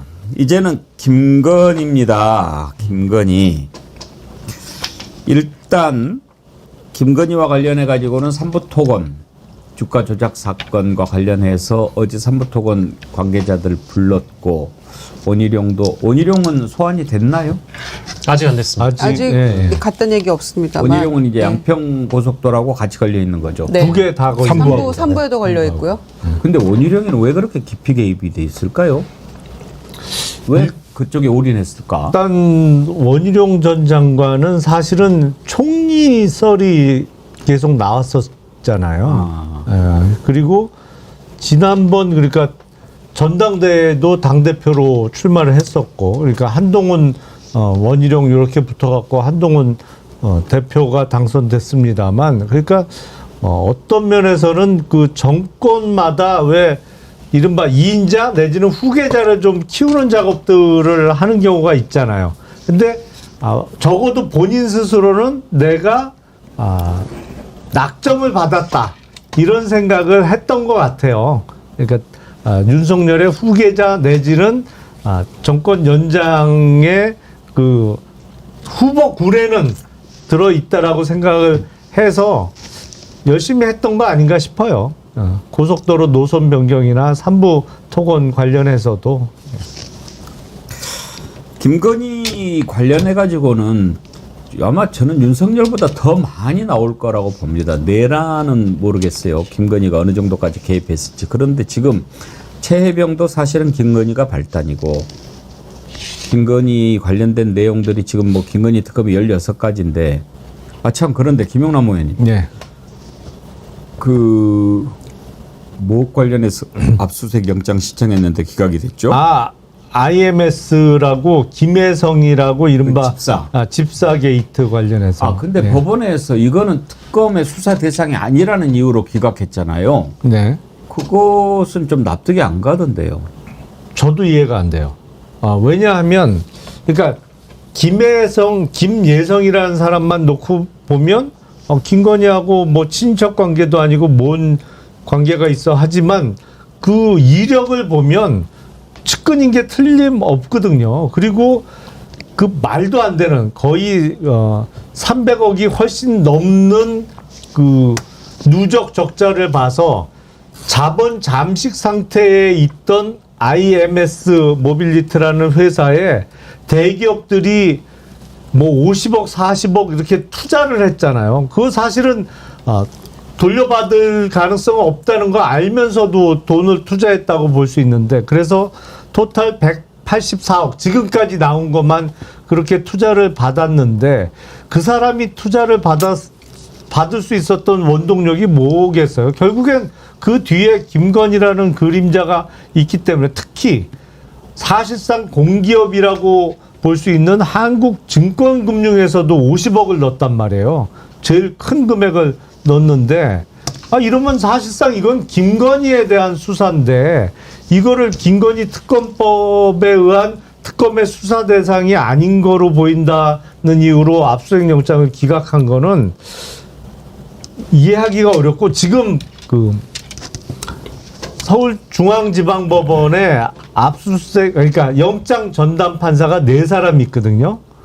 근데 이 영장 전담 판사의 인사는 그 정권 차원에서 제일 신경 쓰는 인사 중에 하나입니다. 예. 그러니까 특히 서울 시내에 있는 법원의 영장 전담 판사들하고 특히 서울중앙지방법원의 형사부장 인사는 신경을 제일 많이 쓰는 인사인데, 이해할 수 없는 이유로 기각이 됐어요. 제가 듣기로는 이종호 관련된 압수수색 영장도 기각이 됐었던 걸로 알고 있습니다. 근데 이제 김혜성 씨가 지금 베트남인가 외국에 나가 있는 걸로 알고 있는데, 오늘 YTN하고 통화해가지고 돌아오겠다.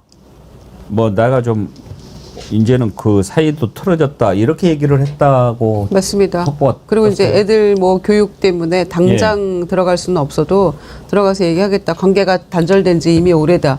그 이유는 이렇게 설명을 했더라고요. 그 장고 조작, 최은순 씨 장고 조작을 이 사람이 한 거 아닙니까? 그러니까 그렇게 했을 때 그 재판받고 했을 때 김건희가 이렇게 얘기했다는 거예요. 무조건 무죄라고 주장해야 된다. 안 그러면 우리 엄마 깜빵 간다. 그랬는데 이제 깜빵 간 거 아닙니까? 그렇게 해서 틀어졌다는 거예요. 그런데 그 이유만으로는 석연치 않은 것이고요. 그 많은 돈들은 다 또 어떻게 했는지도 궁금한 것이고, 미리 일찌감치 그냥 해외로 도피한 것처럼 보이는데 일단 여권 모여와 들어갔으니까 본인이 뭐 돌아올 수밖에 없는 거죠. 그러니까 이쪽도 확실히 캐봐야 되는 건데, 김건희 영향력 없이 어떻게 기업 대기업들이 그렇게, 더군다나 오너리스크 있는 기업들에서 그렇게 많은 돈들을 그렇게 주겠습니까? 그 말은 믿을 수가 없어요. 왜냐면 시기적으로 안 맞아요.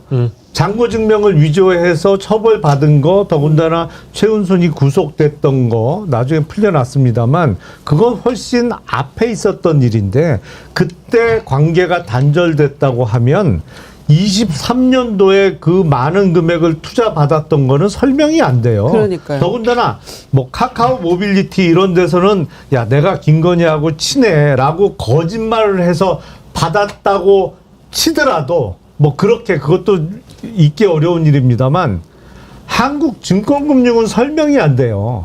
이건 사실상 기재부의 고위공무원 출신들이 역대로 순서대로 대표이사를 맡아오던 사실상의 기재부 관리하에 있는 공기업이라고 봐도 무방한 그 회사거든요. 비상장 회사입니다만 물론 한국거래소가 최대 주주고 증권단, 은행단이 이제 주주로 있지만 사실상 정부가 관리한다고 봐도 과언이 아니에요. 여기는. 근데 여기서 다른 대기업보다도 더 많은 금액인 50억을 그 김혜성 씨 쪽에다가 줬다?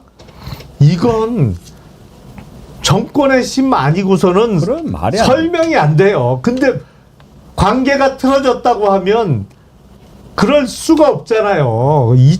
2023년도에 돈을 받은 건 누가 봐도 김건희의 힘이지 김혜성이라는 사람을 보고 누가 그렇게 큰 돈을 넣어요. 더군다나 그 회사도 자본 잠식 상태고 망해가고 있었는데 그런데 아까 그 영장 기각한 거 이해 안 된다고 그러셨는데 네. 그렇게 되다 보니까 어떤 문제가 있냐면 특검에서 그러면 외국에 나가 있으니까 여권 무효화할 생각이라고 이야기를 했잖아요. 네.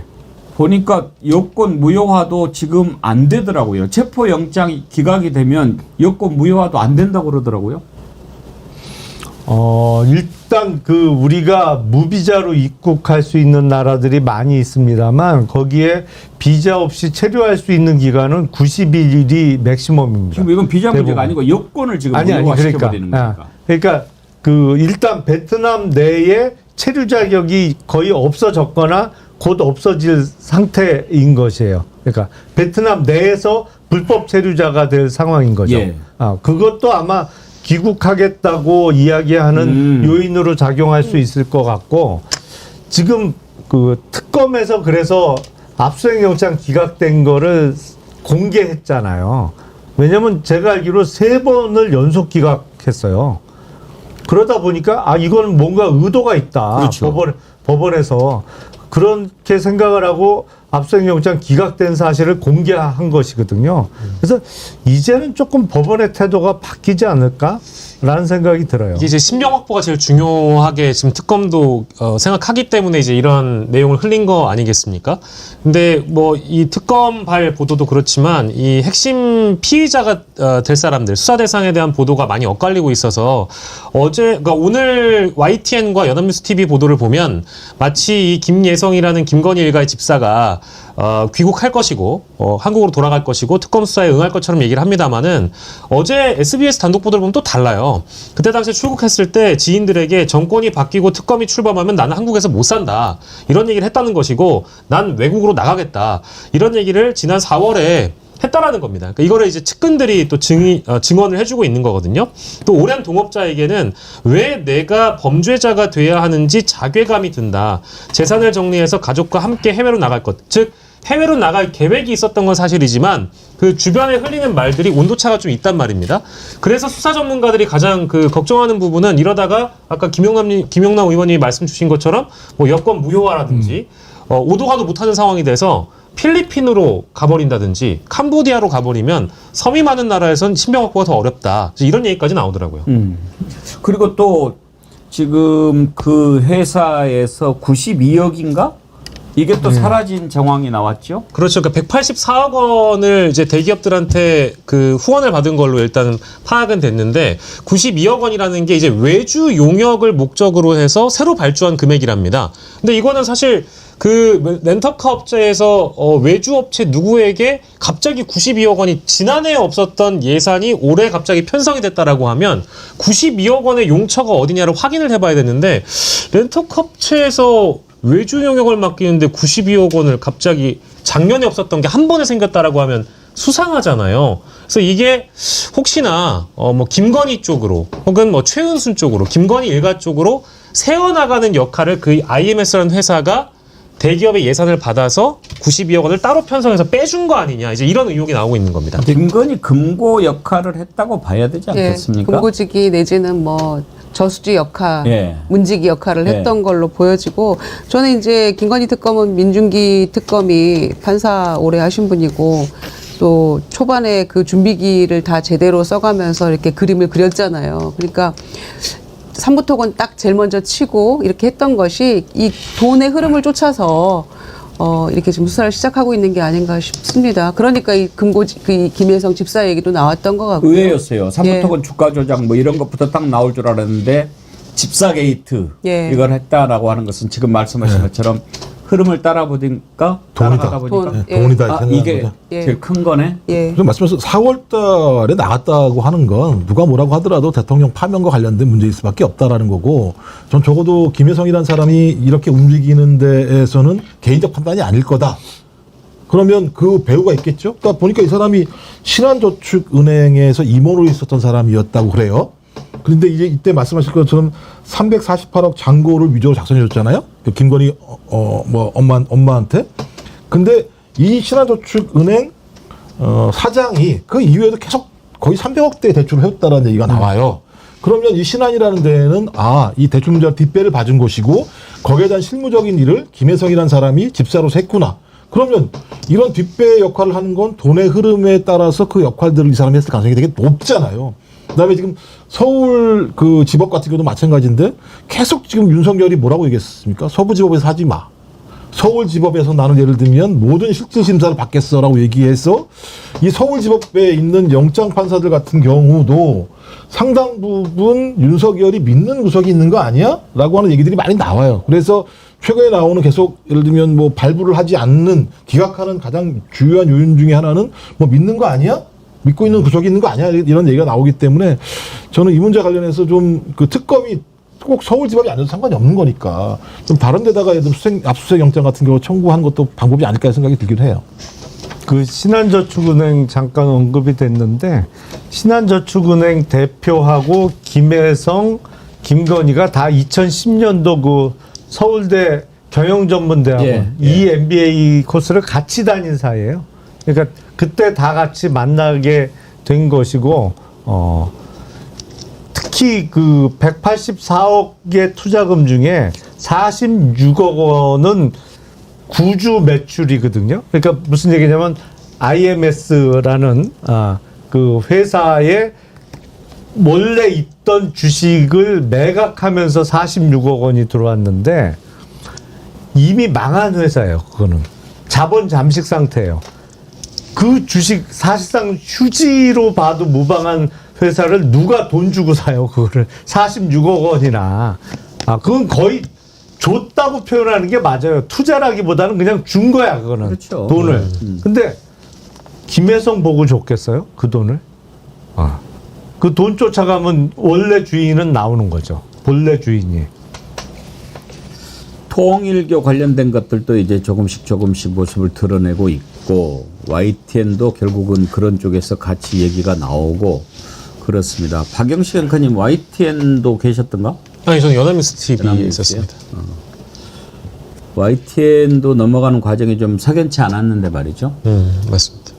통일교 쪽에서 인수를 하려고 했다는 거죠? 예, 그러니까 4천억 원이 든다라는 이야기를 건진과 함께 이 통일교 윤모본부장이 대화를 나눈 내역을 특검이 이미 확보를 하고 있습니다. 실제로 통일교 내부에서도 이 4천억 원 정도를 모금을 해보려고 시도를 했었는데 통일교 윗선에서 맞듣지 않아 있는지 중간에 이제 포기가 된 상황이고요. 또 공교롭게도 유진그룹이 사실은 방송과 별 관련이 없는 회사, 건설사, 뭐 시멘트 회사 쪽인데 이쪽에서 실제로 YTN을 인수할 때도 3,900여 원으로 인수를 했다라는 걸 보면 건진과 윤모 전 본부장이 나눴던 대화 내용이 신빙성이 딱히 없는 건 아니라고 봐야 될 것 같고요. 그리고 건진이 실제로 국민의힘에 있는 이철규라는 의원의 이름을 언급을 하면서 이 YTN 인수와 관련돼서 알아보겠다라는 얘기를 하거든요. 그리고 이철규 의원은 산자위 국정감사 당시에 한 전 회장에게 YTN 그거 갖고 있어봐야 뭐 하겠냐, 매각해야 되지 않겠냐라고 얘기를 실제 질문을 던지고요. 한 전 회장이 그때 당시에 그렇게 하겠다라는, 검토해보겠다라는 응답까지 하는 장면이 나옵니다. 이제 이런 정황들이 다 연결이 된다고 하면 실제 통일교 입장에서는 여러 가지 수건 사업들을 건진을 통해서 또 김건희를 바라보고 특정 로비, 가방이라든지 목걸이라든지 특정 금액을 통해서 시도를 해보려고 했었다. 이제 이 대목을 수사를 해야 되는 거겠죠. 이철규 의원은 지금 거기에도 얘기가 나와요. 한학자 총재가 라스베이거스에서 도박을 했는데 도박도 어마어마한 900억대였던 것 같은데. 600억이라고 했던 것 같습니다. 600억? 예. 60억이 아니고? 100단입니다. 600억. 그 라스베가스를 산을 살 수 있는 거 아닌가? 제가 너무 라스베가스를 우습게 예, 그런 것 같습니다. 아무튼 라스베가스 호텔에 있는 분수대 정도는 살 것 같습니다. 그 돈이면. 근데 그걸 이미 경찰이 알았다는 거 아니에요? 그렇죠. 근데 그거를 막는 게 이제 경찰 출신의 이철규가 역할을 해서 그걸 덮어놓고 있었다. 그런 얘기도 지금 나오니까요. 그러니까 그 아직은 이제 공식적으로 확인된 바는 아닙니다만 그래서 사실은 정보가 돈이다 이런 얘기가 나오는 거예요. 미리만 알면 사실 그걸 통해서 얼마든지 그 정보를 활용해서 이권으로 만들어낼 수 있거든요. 그걸 만들어내는 능력이 또 있는 사람이고 그런 거 많이 했던 사람이고 그러니까 악성이에요. 마약, 그다음에 도박. 그러니까 제가 볼 때는 거의 그 윤석열과 김건희는 말아먹을 작정을 했나? 그 윤모 씨라는 사람하고 1시간 동안 독대했다는 거 아닙니까? 윤모 씨가 뭐라고 대통령이라는 사람이야 1시간 동안 독대를 했겠습니까? 그러면 독대를 만들어낼 수 있을 정도라고 한다면 그 독대를 통해서 얻어낼 수 있는 것이 양자간에 많으니까 했었기 때문에 저는 대통령을 한 게 아니라 한국을 말아먹으려고 한 거 아닌가 생각이 들 정도의 상황이에요. 일단 그 독대 내지는 접견을 했다고 하면 접견료 없었을까요? 그렇죠. 한 번 만나기가 얼마나 힘든데. 뭐 지금 이제 그 김혜성이가 했던 곳이 140억인가 180억인가 184억인가 그거 게임 되겠어요? 김건희 욕심이 그 정도만 챙겨가지고 됐겠어요? 아니 그거 그러니까 시작도 안 했죠. 원래 이름이 김건희가 아니었잖아요. 명신. 본명이. 근데 그 김명신을 김건희로 개명한 이유가 있다면서요. 뭐예요? 그게 일설에 의하면 이건희 회장이 우리나라 최고 부자니까 이건희 회장처럼 부자 되는 이름으로 해서 성을 바꿀 수는 없으니까 그래서 김건희로 바꿨다라는 썰이 있는데 상당히 신빙성이 가는 썰이죠. 근데 이건희 회장이 그 사망할 당시에 남긴 유산이 한 26조 원 정도 되거든요. 예. 그 정도 모으려면 열심히 해야죠. 본인 욕심은 아마 목표가 거기쯤 됐을 거려. 자, 이렇게까지 지금 다 나오고 있는데 국민의힘 끝으로 한번 좀 살펴보죠. 어제 나온 여론조사 브레인 퍼블릭 케이스터디 리서치 코리아 리서치 함께하는 전국 지표조사 있죠. MBS에서 일단 국민의힘 지지율이 드디어 20% 아래로 떨어졌어요. 19%. 국민의힘이라고 하는 당 이름이 생기고 20% 아래로 떨어진 거는 이번이 처음 아닌가요? 김영남 의원님? 처음이죠. 처음이죠. 예, 예. 이 당이 20% 이하로 떨어진다. 그것도 제1야당이. 오늘 나온 갤럽도 국민의힘이 19인 것 같은데. 같은 수치가 나왔습니다. 갤럽도. 예. 그러면은 19 확정이네. 그렇죠. 예. 19나 나옵니까? 아직도? 근데 앞으로 그 10대 지지율, 10%대 지지율에 익숙해져야 될 거려. 일단 중요하게는 영남이 무너져 버렸고요. 70대 이상이 무너져 버렸던 상황이기 때문에 그럼 전통적인 지지층 같은 경우도 외면을 하거나 아니면 응답을 하지 않는다는 상황이에요. 그러면 새롭게 올라갈 동력 자체가 사라져 버린 측면이 있기 때문에 저는 이게 장기화될 수 있다. 뭐 그래서 국민의힘이 어떤 혁신을 할지 모르겠습니다만 제가 볼 때 혁신의 동력도 없는 것 같아서 저는 말씀하신 것처럼 10%대는 그냥 운명이다. 당분간은. TK에서도 3% 차이밖에 안 나더라고요. 그러니까 이대로는 안 될 텐데. 뭐 국민의힘 분위기가 얘기를 해주고 있는 것 같습니다. 지금 사실 저런 지지율이나 이런 거에 별 관심 없다라는 얘기가 일부 들리고 있잖아요. 뭐 국민의힘 의원들이 자신이 특검 조사 대상이 될까봐 휴대전화를 바꾸는데 골몰하고 있다라는 보도가 또 있었고요. 구속영장이 그 청구되고 나서 또 발부가 된 이후에 국민의힘의 곽규택 수석 대변인이 이제 서면 논평이 아니라 구두 논평을 낸 거를 보면 이 구속의 필요성에 대해서 의문을 가지고 있다라는 입장을 발표를 하고요. 그리고 제가 이제 정확하게 성함 기억이 안 납니다만 국민의힘 국회의원 중에는 자신들도 계엄을 할 줄 몰랐다, 사전에 몰랐다라면서 국민의힘은 계엄의 피해자라는 언급을 합니다. 저기 서초 조은희 의원이 그런 말을 해요. 수준이 이 정도인 겁니다. 지금 상황이 됐음에도 불구하고 뭐 혁신위원장 바지로 앉혀놓으면 뭐 하겠습니까? 이제서야 이 계엄에 대해서 사죄한다라고 뭐 코스프레는 하는 것 같은데 그것 자체가 국민들에게 이미 용서받을 수 없는 일들이 과거에 히스토리에 남아있고 뭐 계엄의 피해자라고 이야기를 할 것이었다면 왜 탄핵에는 105명이 참여하지 않았습니까? 그리고 왜 60명 내지는 7명, 70명 정도 되는 국민의힘 의원들은 한남동 관저 앞에서 윤석열의 체포영장을 저지하기 위해서 뜻을 모았습니까? 저는 이런 대목들이 국민의힘은 이제 가만히 있어도 소멸 단계에 이르게 될 것이다. 저는 그렇게 생각합니다. 그렇죠. 소멸이죠. 해체기가 나오는데 김영남 의원님 해체하려고 그래도 에너지가 있어야 되죠. 아, 그렇죠. 그것도 일단은 반성이 전제가 돼야 안 되겠다. 우리가 자진 해산하자. 뭐 이런 얘기라도 나올 텐데 지금은 그 모여서 그런 얘기를 할 분위기가 아니에요. 제가 보기엔 다 각자 도생이에요. 나는 어떻게 살아남아야 되지? 그러니까 그거예요. 지금 특검의 수사 대상이 될 사람들하고 수사 대상에서 벗어나 있는 사람들하고는 관심사가 완전히 달라요. 수사 대상이 되는 사람들은 내가 지금 어떻게 구속을 면하냐, 어떻게 살아야 되느냐고, 수사 대상이 아닌 사람들은 저건 난 잘 모르겠고 다음 총선 어떻게 해야지? 이거예요, 관심사가. 오로지 그거죠. 네. 김종국 원장님. 네. 국민의힘 해체 소멸되는 거, 그거를 가장 그 즐겁게 바라보는 비결이 뭔지 아세요? 갑자기 이렇게 어려운 질문을 저한테. 대극점 복숭아 먹으면서 바라보는. 이 짧은 시간을 이용해서도 이 광고를 근데 거기 하시는. 하나 남은 거 어떻게 했어? 주머니에 있죠. 따주려고. 제가 하나 더 드릴게요. 아니요. 주머니에 하나만 주면 됩니다. 아까 복숭아 맛있게 드시는 거 보고 신두려님, 아이고 먹고 싶어라 당장 주문합니다 그러셨는데, 예. 강북실님, 비교해 보려고 한 개만 신청했는데 다른 데보다 양이 많았어요. 그러셨나요? 예, 고맙습니다. 검은베레님, 앵커님 라이브 현재 라이브예요? 라이브죠. 라이브로 써있는데. 라이브라고 써지면 라이브입니다. 이제 라이브 끝나고요. 조금 있으면 이제 다시 보기로 보시면 됩니다. 16,000명? 좋아요. 예, 감사합니다. 함께 해주셨어요. 자, 더운 여름인데 건강 잘 챙기시고요. 김유정 의원님, 김종국 원장님, 김영남 의원님, 박영식 앵커님, 다음 주에 뵙겠습니다. 고맙습니다. 고맙습니다. 네.